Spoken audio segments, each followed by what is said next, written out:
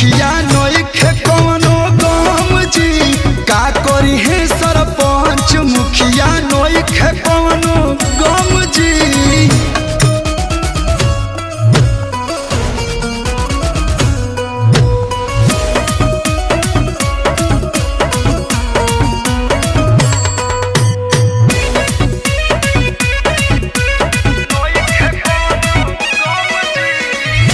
पेन्ही के चली साड़ी चाहे पेन्ही